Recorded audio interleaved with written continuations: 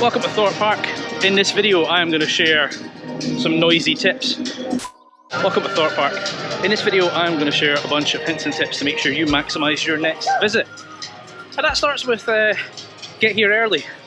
So I got here 9:30 for the park opening at 10, and well, here's what the queue looked like.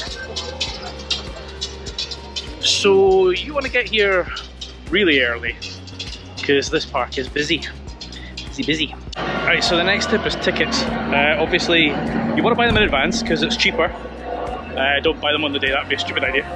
If you did a couple of attractions, so we did Legoland, Chessington and this, it's actually cheaper to get the annual pass, so consider that. And keep an eye out because usually things like cereals and stuff have buy one get one free for half price tickets, so save some money. Right, so next thing to be aware, this can be a very, very, very busy park. Just to put this in perspective, I'm here middle of June, still during school term. I was in Chessington yesterday, I was in Legoland the day before, and they were both walk-on. Everything was walk-on. Here, 40, 50, 60, 70, 80 minute queues. So, you may need to consider fast track. They do have one, they have different types of fast track. They also have single shots. So there's just that one ride you can't get on, you can pay for that. But yeah, I'm curious if this park ever has a quiet day, because this is quiet time of year. Well, it's not quiet. So one thing about this park, a bit like a lot of the UK parks, is when they've got a closing time, it's the queue closing time, not the park. So for example, tonight, park shuts at 5. I can sneak in a queue at 4:59. Just one thing, caveat with that, today when I'm here, Hyperia is closed, but recently Hyperia has been closing a little bit earlier because of demand. So depending on when you're watching this, there may be some exceptions where Hyperia closes a little bit sooner, but typically the rest of the rides shut at closing time, so you can sneak in and get that last ride. Now, like many theme parks these days, Thorpe Park does have a mobile app. It's one of the better ones. Some of them aren't the best. Thorpe Park one is pretty good though. It does show you all the restaurants, it gives you directions, you can buy fast track through it, you can get all your photos on it, all that kind of good stuff. So it is a really good companion. The one thing to note about that though is that obviously that means you could be on your phone quite a lot today. And depending on how good your phone is, you might need a battery. I'd recommend bringing your own, but if you forget or unexpectedly your phone just runs out of battery, they do sell battery packs here. You can rent them for a short period, so they got you covered on that one as well. So in most theme parks, when people get there, the first thing they do is get on the first ride they see. Don't do that, don't ever do that. Always start at the opposite end of the park and work your way forwards to avoid the majority of people. In this case, that's sort of Saw, Hyperia if it's running, and Nemesis. So start at the back of the park, work forward, and hopefully you avoid some of the queues in the morning. If you've seen my other tips videos, these next two tips are pretty much in all of them, but I'm going to say it in case you haven't. When it comes to food, most people go for lunch 12 to 1. So if you can avoid that and either have an early lunch or a late lunch, then at least you're not going to be stuck in a queue waiting to get your food or struggling to find a table. So that's the first tip. The second thing is hydration. Now, it's quite a hot day today. These guys cost a lot of money. So they do have the refillable cup. They do have the Coke Freestyle machines all around the park. So, you know, certainly if there's a group of you, you could buy one of those cups and you could just, you know, if it's a family, you could just share the cup. And then you can just refill at all the machines throughout the day. So that's definitely one to save you some money.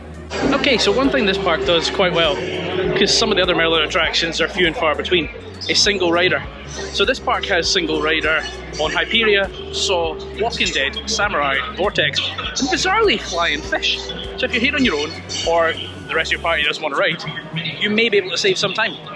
Not guaranteed though, sometimes single rider takes a bit longer. Right, this will probably come as no surprise, but because this park by definition is kind of extreme and it's all the thrill rides and stuff, a lot of rides have height restrictions of 1.3 and above. Therefore, if you are with a child who is 1.2 or below, you can actually get in for free. So there isn't a huge amount for them to do, so that's a little bit disappointing, but you know, at least you're not paying a ticket to bring them in. So have a look on the website, check the availability. There are a few rides, but at least if you are bringing them, it's free. It can get kind of warm. I'm not the sharpest tool in the shed, so I tend to be daft and not wear anything. However, If you need some sun cream, forgot to bring your own, etc., or ran out, they do have those little SPF 30 things around the park. I don't know if they're on the map for to be found, but certainly if you wander around, you'll come across one. So they got you covered. Now this is something that's not really advertised, and from what I can tell, a little bit hit and miss, but they do on occasions do parent swap, rider swap type situation. So if there's two of you and a kid's too small, kid doesn't want to ride it, speak to the staff. They may let you do the rider swap where one of you goes on, the other one stays with the kid, and then you switch over. Definitely worth asking that if that is applicable to you. It can be pretty manic out there in the park, especially on a busier day. So if you're somebody that just likes a little bit of chill space, or you've got maybe a kid that needs that little bit to kind of get away from it all, we've come into the dome. We're just in the kind of bar and kitchen, just having a slushie. Actually, in the lower dome downstairs, they do have some quiet rooms dedicated. Now it's first come, first served, so you need to go and ask.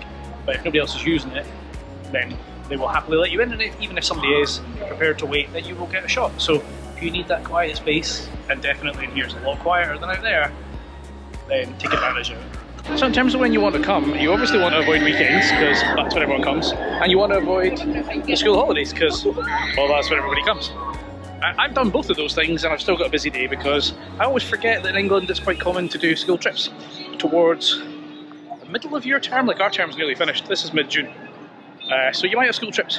Just be careful of that. But then typically if you do, the school kids have to disappear at like 3:30. So hopefully, because it's 3 o'clock for me now, hopefully it's about to get quiet. But yeah, don't come weekends, don't come in the holidays. Seems obvious, but I'll say it anyway. Now this one's going to vary depending on your network, but if you have a poor phone signal here, I've seen some of the other vloggers mention that they have terrible signal. Some mentioned that they've recently put in some new 5G masts. Mine's a bit spotty depending on where I am. They do have free Wi-Fi, they've got you covered. So just, you know, get your phone out, have a look. It appears to be around the park, it's not just in the dome, so that's a good thing. So if you're struggling for a signal, just check out the free Wi-Fi. Okay, so this one doesn't apply to me today because it is a beautiful day. But if it's not a beautiful day, if the weather is horrific and you've got limited ride availability, and actually they're doing this at the moment because of Hyperia being down, they do have the rainy or bad weather guarantee. Now interestingly, some of the Maryland parks are taking this off their website, so I don't know if this is something that's going away, but it's currently still a thing here at Thorpe. So if you do have a crap day and the weather's not great, go to guest services, double check with them, but you may be entitled to a free return within 12 months. Right, so on the flip side of the bad weather guarantee, if you've got a day like today, you may want to cool down, and the park has got 3 water rides. So you've got Rumba River, oh my god. You've got the rapids, you've got Storm Force, which is behind me, and you've got Tidal Wave. Tidal Wave, you are guaranteed to get absolutely drenched. Storm Force, you will probably get wet, and the rapids, kind of 50-50. So if you need to cool down, they got a couple of water rides to take care of things. So I would probably do that myself, except I'm going for dinner, so I don't want to be sitting wet in a restaurant. But yeah, they definitely have a couple of good water rides that will cool you down on a nice day like today. So I said earlier about the getting the refillable cup, because buying drinks is expensive. You can actually spend no money, bring a reusable bottle, and they have a few of these water stations dotted around the park so you can refill. So yeah, save money completely. Okay, so ride photos. Some people like them, some people don't care. They changed the system here a few times over the years, and the current system's pretty good because you can basically scan the photos as you go around and add them to an account, and then decide at the end of the day whether you want to spend the 25 quid to actually have those photos, because you might only get 1 or 2, or they might all be blurry or whatever. So rather than ever trying to remember all the numbers or decide up front, you can just add them to your account, and then at the end of the day you can make a judgment call of, is it worth me spending that money or not? Good system.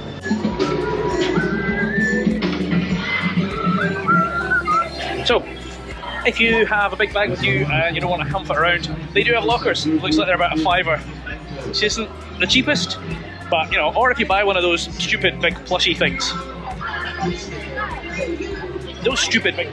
over there, then you might want to chuck one of them in a locker. They got them.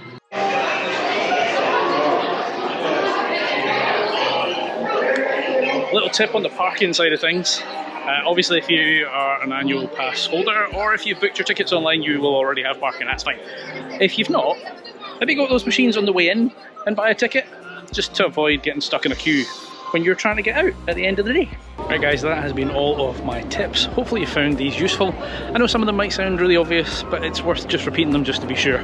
Because, you know, I've been there when you're doing a family trip. You forget some things sometimes. If you have found this useful, please do hit that like button and consider subscribing. I always do research when I'm visiting a new park, but even if it's an international one, so I try and make these videos for every new park that I visit. If you've got any other tips that I've perhaps not put in this, please do leave them in the comments to help other people. That's what these videos are all about. I have been Chris, you have been watching Coaster Dad, and I shall see you in the next one. Adios.